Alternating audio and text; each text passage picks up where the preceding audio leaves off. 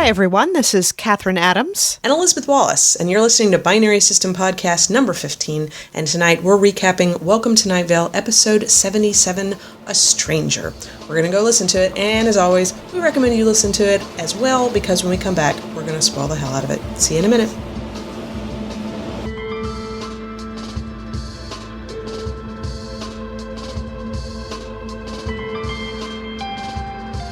A nice callback to a Twitter post from the Night Vale Twitter feed for the intro. Yes, it was. Every once in a while they'll do that, where they, if you've been following their Twitter, you'll see in the intro something that they've done before, and it sounds even better when it's spoken out loud than when you see it on Twitter. It really is. Yep. And I think that I've probably most of my favorites on Twitter are posts from the Night Vale Twitter feed. Yes, I wouldn't be surprised. So they started out the episode with telling us about some of the live show stuff that's going on. They've added more shows in Australia, because Australia, apparently the tickets sold out, half the tickets sold out the first day, yep, or even faster than that, so good on you, Australia. But then he makes this really just very casual comment at one point about reminding people to go visit the Night Vale store. The new thing that they've added in there, they have a set of Night Vale tarot cards, which it is exactly as awesome as you think it is. It's beautiful. I mean, the first thing that caught my attention was the one for the Three of Wands, which is a businessman with a deer head, and he has antlers, only he has three of them, and there's fire behind him. And it's stylized and beautiful. It is gorgeous. It is, we got a siren. Everybody drink! Drink! Yep, there we go. So, yeah, go to the Night Vale store, check it. It's $20. And I don't even think, if you go buy tarot decks, you can get them in bookstores and stuff like that. I don't even think you can get a regular tarot deck for $20. And this is a Night Vale one, and you can only see just, I got just enough of a visual of them on the site to think, I think I'm going to have to spend money on this one. That's pretty cool. Could be. So we started the episode, and we've got a strange person hanging out in the lobby, the reception area of the Night Vale Radio Station. And it's just staring at the receptionist, Lance, and not actually doing anything. And I think it's starting to freak Lance out. But so they divert from that to go to the children's fun fact. And I was a little worried about this one because Cecil said that scientists have said that the world is 70% water. And that's absolutely true. And I'm thinking, whoa. Wait, hang on. No, that's never a good sign. When they report something that's actually something we know to be true, what's the catch? Yeah, well, felt much better after they revealed what the other 30% is, which is apparently animal hide. Yes, exactly. The other part of the world is some kind of slow-moving animal that lives in water, and we're hoping it's cute and hoping it's not venomous, but step softly, just in case. Yes. Sort of made me think of... It's actually, I immediately assumed it's a slow-moving animal in water. It's turtles. What's underneath the turtles? Oh, no, you don't. It's turtles all the way down. So after that, we had a message from Mayor Cardinal. And in true Mayor Cardinal fashion, she's really, I think, the best of all of us, She's calling for help for Desert Bluffs. Yep, she wants to do a very low-interest loan to Desert Bluffs to help them since StrexCorp, their only employer, is gone, and she thinks that hardship can be contagious. It can spread, and that we all need to look out for each other. And she was also eating dirt while she was talking, which is... Did we know that Dana had pica before? I was just going to ask what that was called. I know that's a name for people who eat strange stuff. I seem to remember at one point there was some episode where she was nervous and she was eating a handful of dirt. I really feel that, but that's a thing that she does.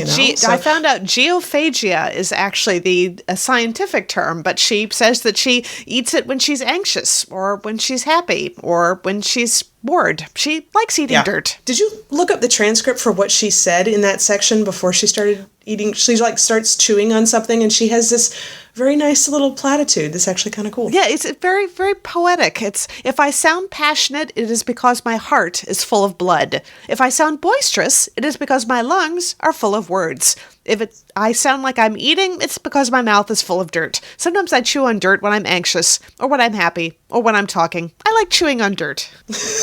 Just really, it started out almost like a T-shirt moment, and then went even more bizarre than a T-shirt moment is. So that was fun. I like that. And I also really liked the music that was going behind it. It was this really ethereal flute-like sound. So just a tiny little section of the episode that I'm like, I liked all of that. It was neat. But cool. No surprise, City Council does not at all approve of what Dana's doing, and they apparently express this by stomping away and slamming the door and playing Rihanna really loud. Yeah, and Cecil actually agrees with him. He didn't believe it either. He doesn't want to hear anything more about Desert Bluff. He thinks they're horrible people. He's not forgiving at all, and I'm like, I don't know. I still maintain the fact that I don't think Desert Bluffs had any more choice about Strexcorp being in charge than Night Vale had. So, but at the same time, I just don't trust him. I'm leaning a little bit towards Cecil at this point, not because I think Dana's wrong for wanting to help out the neighbor, just because I think it's going to backfire badly. Well, this is Night Vale. That's probably to be expected. But we get an update on the stranger. Lance is like afraid and crying without tears and screaming without words, and the stranger really, really freaks him out. It's very, very scary. But we took a break from that to go on to one of our favorite segments, which is the community calendar. Yay! Always like when the community calendar comes back. Thursday's an ice cream social for the Illuminati. So if you're the Illuminati, there's going to be streamers and ice cream and a bocce ball tournament. And if you're not of the Illuminati, you really should pretend you didn't hear this and maybe go buy some bottled water and stock up on supplies and hope for the best. Dark Owl Records is going to be having a 90s night this week, but the public is not invited, so Cecil probably shouldn't have told everybody about it. And then he got another announcement saying it's been canceled because everyone knows it's happening. So thanks, Cecil. Yeah, that's great. I'm sure Michelle Nguyen is really peeved about that one. Saturday is Free Opera Day by the beings that we're not supposed to call angels. And then Sunday, it's like the response to Free Opera Day on Saturday was Sundays. Opera Free Day. There you go. So that matched very well. That was nice. And Monday doesn't really matter, and you should go about your day even though it's pointless, and just tell yourself naught else remains to do as you brush your teeth. And I'm like, that sums up Monday morning fairly well. Sure does. Yep. We had a word from our sponsor. It's sponsored by your mom. Your mom sounds really nice. She does. She doesn't approve of that guy you've been seeing. He's got too many tattoos. Not that she doesn't have anything against tattoos, but what's he going to look like when he's 60? What's anybody going to look like when they're 60? And then she apparently trailed off talking about aging for a while, but she loves you. Yeah, she loves you, and she just wants you to be happy. How did we get into the bit about the frog? Oh, yeah, it was about Cecil did a weird digression at one point after that, talking about the stranger and how it's moving really slowly. So I guess Lance has a little bit of time to react to it. But he talked about it's kind of like the example about the frog and the frying pan. You know, if you put a frog in a frying pan and turn up the heat really, really slowly, you're a psychopath and you should knock that off. He said, go easy on the frogs, okay? But he's in the middle of telling us that frogs are adorable and we should be much nicer to them than that. And we hear Lance scream in the background. And Cecil goes off to see what's going on with Lance, and he sends us off to the weather. And I loved the weather today. It was a very pretty folk song. I like that. What was the artist and the title? It's the song was called Meet You at the Gate, and the artist is Jane Trimble. And it was folksy, like a single guitar, and the chorus, it was always a single vocalist, except at the chorus where this neat little harmony would come in. So it was pretty. It was just a pretty song. I really liked it. Which is good, because it wasn't so pretty when we got back from the weather, which is that Lance is dead. Oh my God, he's sitting in the storage closet, and his face is all gray, and his mouth is wide open, and the stranger is nowhere to be found. And yeah, terrifying. Absolutely terrifying, yes. Of course, Cecil goes on about how Lance was a good receptionist. I mean, he's assuming he doesn't know what it takes to be a good receptionist. I guess he was all right. But that he had dreams. He wanted to go to Hollywood to be a makeup artist. Not that he knew how to get to Hollywood, or that anyone knew how to get to Hollywood. And Hollywood might have been something that Lance made up to pass the tedium of his everyday. But, he was really good at makeup. I mean, he actually dressed up as the chick from the movie The Ring, who was killed in the opening scene with her face all gray and everything. And Cecil told Lance he did a great job, and Lance said thank you. And I'm like, okay, fake out. Yep. Climbed up out of the storage closet. He's fine. I completely misunderstood that at first. We were intended to, of course. I thought he's dead, he's catatonic. No, he's just a really good makeup artist. So that's nice to know. Thanks for telling us that first, Cecil. Anyway, yeah. I thought we'd lost. Receptionists don't have the same high death rate that interns do. No, I think it's really only interns, actually. Yeah. Okay. Well, that's good to know. But after that, Lance checks the voicemail, and there's been dozens of calls from all around Night Vale. Everybody's seeing strangers standing in their yard or in their house, or sometimes in their bed with them and moving very slowly. And Cecil's like, well, be patient. They move slow. Or, maybe just hide. So leave without even knowing. He even mentions, like, so go ahead and check around your house. Maybe check behind the shower curtain and see if someone's there. And I mean, he said that, and it reminded me of that thing you found on Facebook that one time that said, for all of you people who check your house room by room late at night to see if there's a serial killer hiding, what's your plan if you find one? I'll just die. I mean, I actually do that where I wake up in the middle of the night and I think I hear something, and I'll just take a quick look under my bed. If there was someone under there looking back at me, I would just die. Yep, I'd save them the trouble. Yeah, that's it. But I think I know why I do that. It's the idea of finding somebody when I'm looking for them is less horrifying than something finding me when I'm not expecting it. Yeah, no, way worse. Also, I will keep myself awake just wondering about it if I don't just go and check. So that's fun. But God, that idea of, pulling back a shower curtain and finding somebody there, that's really just about as horrific, honestly. I mean, it really is. But very much so. That's the end of the episode. Although I did like that the today's proverb was, I'm a one-issue voter. If the candidate is not a baby polar bear, I just can't vote for them. And I'm sitting here thinking, baby polar bear for president. Why not? They're going to have that as a t-shirt on the store. You know that is. That's a t-shirt moment of a completely different kind. Mm-hmm, mm-hmm. Well, that wraps up the episode. It was nice. Our day after Halloween episode, time of recording. Catherine, what did you dress up for as Halloween? I was a Dalek puppet. I was one of those people that, the nanogenes kill them, and then their corpse ends up getting hollowed out by the nanogenes and have a Dalek eye stalk pop out to reveal that they're, an agent of the Daleks. So, and which very nice. Nobody at work got at all. I guess there aren't any Doctor Who fans at work, but there was a Walking Dead fan at work who had the best Michonne costume I have ever seen. I mean, she was spot on. Awesome. Yeah, we had a lot of people dress up. All of us in our department all dressed as zombies for the most part, and then we've got a really good photographer working with us, Alex, and he actually got us out to the breezeway at one point to do a little photo shoot because the light's really good out there. And there was one of our coworkers dressed like the Swedish chef from the Muppets, and he was spot on. He was perfect. So there's a shot of a couple of us zombies chasing down the Swedish chef who's running for his life. It was kind of hilarious. And then the next night, which was actually Halloween, I just did a Day of the Dead face paint. That turned out well. Yep. I like that. Our Halloween activity was in the afternoon. We went to see Crimson Peak. Oh, yeah, that's right. And, okay, so now Leland, over on the Movie Issues podcast, he saw the movie and really didn't think very much of it. Now, I didn't read the review because I didn't want to get spoiled. Did you read his review? I did, actually. I don't think it spoiled it. His problem was that the story was really simplistic, and that when you got right down to it, the mystery about what was going on has been done before. And I can agree with that.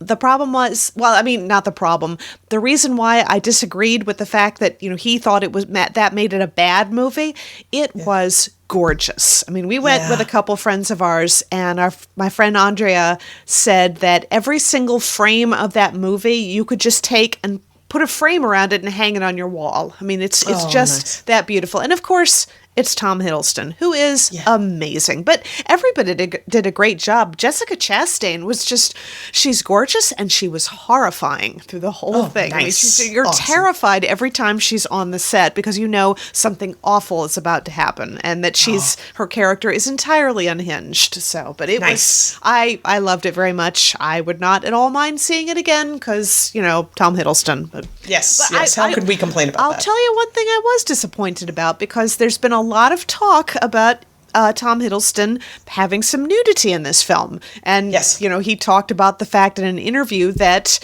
he thought that in Hollywood, nudity is something that's always been relegated to the women, which he didn't think was fair. So it was nice to have a little equality going on with, male nudity. Of course, that inspired everybody to go, yes, that's right. We must see Tom Hiddleston's naked ass for feminism. Yes, awesome. My disappointment was I don't think there was any more nudity in the movie other than what you saw in the trailer. Well, the European trailer. They probably didn't show all that in the American trailer. No, they didn't. No, yeah, you're right. They didn't. So we're talking a very brief butt flash then. Yeah, but still. Yeah. It was very nice. Yeah. Only Lovers Left Alive, you get to see a little bit of Hiddleston's side butt in that one, so that's not bad. Yep, so, that's right. Yes, that's all right, too. If we're collecting up Tom Hiddleston nudity moments, which, why wouldn't we? So, well, there's the Deep Blue Sea is a movie that he was in, not the one with Samuel Jackson. That was something different. So, but yeah, he was actually had some nudity in that, but I haven't seen that one because his character is like really horrifyingly awful in places, and I just didn't want to see that. No, yeah. I mean, sometimes you see your favorite. Like, I was a big Orlando Bloom fan for a while, and then I saw him in that movie, was it Troy? I think, with Brad Pitt? I think so. I think that's what it was, yeah. He was such a weasel in that movie, which means he did a really great job. But I have never liked him quite so much after that. It's like, basically, I don't like Orlando Bloom. I like Legolas. So that's right. Well, it's the catch-22. The actor does such a good job of playing a villain that you stop liking him so much. Yeah, unfortunately. But yeah, so the plan is, what we've got is, we usually do an every other week recording. And we are going to record next week, so there is going to be another episode next Thursday, because we want to do a Spoil All the Things episode. We are going to talk about The Walking Dead. Oh, yes. We are. Catherine has finally caught up. She's not just caught up to, like, last season. She's watched the episode that, as of time of recording, came on last week ago. You know the one. It's the one where the internet lost their minds after it came on, and you had to avoid all social media if you didn't want to get spoiled. So we just, now that Catherine is actually at the exact same place in this that the rest of the planet is, we're gonna spoil some Walking Dead. We're gonna talk all about it and tell all the things we like and don't like and the rumors and all that kind of stuff. And while we're at it, we are also going to talk about the Night Vale book, which, as of time of this recording, Catherine, you're going to have a review up 2 days ago, right? As of time of this, yeah. As time of this episode actually dropping. So, yes. Yep. So that will be coming live on Tuesday. Only spoiler I'll say right now is I loved it. It was great. It was like a podcast in book form. It was just, it was wonderful. Yeah. And I'm just going to say library. That's all I'm going to say. I'm not going to, like, now, does your reviews usually you don't usually put a lot of spoilers in your reviews. No. I mean, you drop some details. So the review that Catherine's going to put up, which we will link to on the Facebook page, that won't have any spoilers. And the only time we're going to spoil anything is on this All the Spoilers episode next week. So if you don't want to get spoiled, our feelings will not be hurt if you avoid this episode. If you are already caught up with the rest of us, you should tune in and listen to us lose our minds about what's going on in The Walking Dead. New episode tonight, too. It's a 90-minute episode. Is it not? Wait, 90 minutes? Really? 90 minutes. And they're going to be talking. I think we're going to get some backstory on Morgan.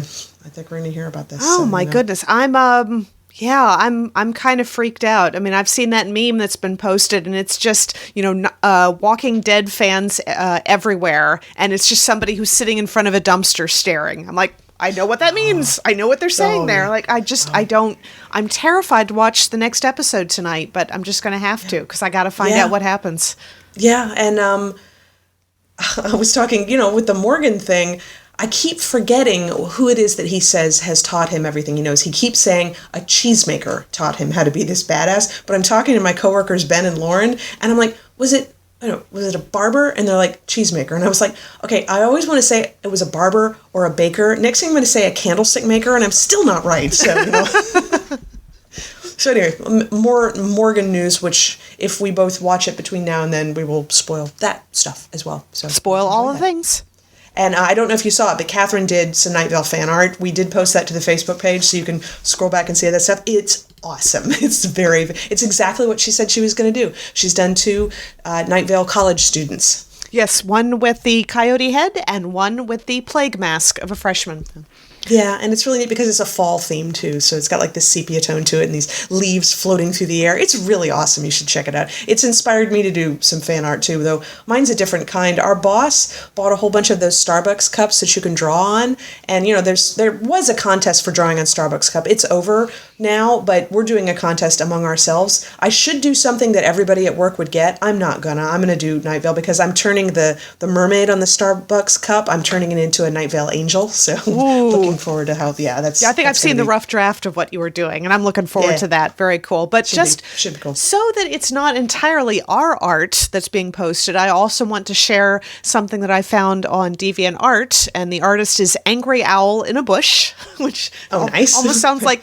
But Angry Owl almost sounds like something from Night Vale anyway, but it is a bit of fan-made promotional work for Night Vale, and it's called Night Vale by Americans for Americans watching Americans. And it's a view of the Night Vale sky with the Night Vale moon insignia viewed through an opening of stark black, but the opening is shaped like tentacles, like something from Cthulhu. And it's beautiful. It's really, really well done. I think it was just done this last August too. So be happy to share that one.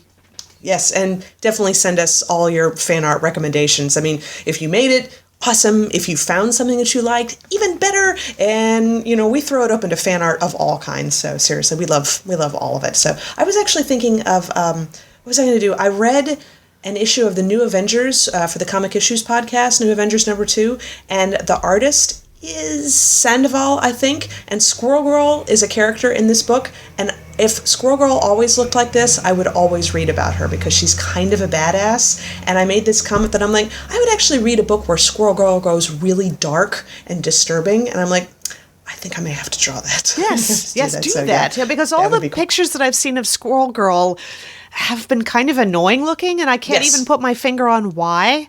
So it hasn't really inspired me to watch it. Yeah, the cover of this month's Squirrel Girl main book issue is just like, I'm looking, I'm like, that's it right there. It sums up why I don't want to read this book. It just doesn't look fun to me, but it's like kind of a almost sort of pseudo manga style in the Avengers book, and she and White Tiger just kick some serious ass at one point. I'm like, I like this. I want to read more about this. This is fun. So that may happen too. But other than that, make sure to check out PixelatedGeek.com. Catherine has reviews on Tuesdays. I do, a post of some sort on Thursdays and various previews during the week. We have so many podcasts. We've got podcasts about tabletop, about movies, about gaming, about general geekery, about comic books, so you name it, just check out PixelatedGeek.com. Ooh, our friend Jada just put up a review of Gem and the Holograms the other day. She actually liked it, and if you've been hearing that it was terrible, you should definitely read a differing opinion. She actually thought it was enjoyable. So interesting. Thinks people need to cut it a break. So I'm like, all right, that's cool. I still don't really want to see it, but I never watched that cartoon, so me neither. I'm not sure how we missed it either. We liked all the cartoons in 1980s. I think we were really kind of mostly hooked on Transformers and not a whole lot else. So. That's true. Watched a little He-Man, I suppose. We watched G.I. Joe only because it came on right before Transformers. I think so, yeah. Other than that, guys, we're going to see you in 1 week. Talk to y'all later.